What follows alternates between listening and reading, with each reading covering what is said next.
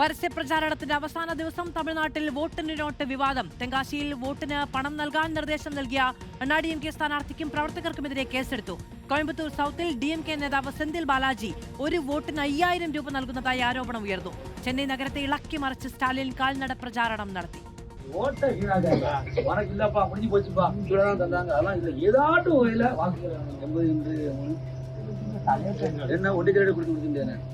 വോട്ടിന് പണം നൽകുന്നതുമായി ബന്ധപ്പെട്ട് നിർദ്ദേശം നൽകുന്ന ഈ വീഡിയോ നേരത്തെ പുറത്തു വന്നിരുന്നു. തെങ്കാശി ആലങ്കുളം ADMK സ്ഥാനാർത്ഥി KRP പ്രഭാകരനെതിരെയാണ് പോലീസ് കേസെടുത്തത്.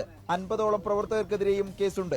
രാമനാഥപുരത്ത് വോട്ടർമാർക്ക് പണം നൽകുന്നതിനിടെ 3 ADMK പ്രവർത്തകർ അറസ്റ്റിലായി. തെരഞ്ഞെടുപ്പ് ഫ്ലൈയിംഗ് സ്ക്വാഡാണ് ഇവരെ അറസ്റ്റ് ചെയ്തത്. കോയമ്പത്തൂർ സൗത്തിൽ DMK നേതാവ് സെന്തിൽ ബാലാജി വോട്ടിന് കോഴ നൽകുന്നതായി പരാതി ഉയർന്നു.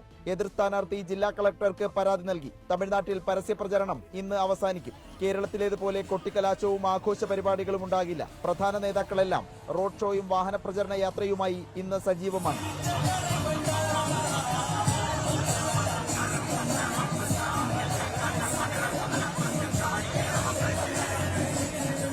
തുടർഭരണം ഉണ്ടാകുമെന്ന വലിയ ആത്മവിശ്വാസത്തിലാണ് സ്റ്റാലിനും DMK സഖ്യവും. ചെന്നൈ നഗരത്തെ ഇളക്കി മറിച്ചുകൊണ്ടാണ് സ്റ്റാലിന്റെ റോഡ് ഷോ ഇന്ന് ചെന്നൈയിലൂടെ കടന്നുപോയത്.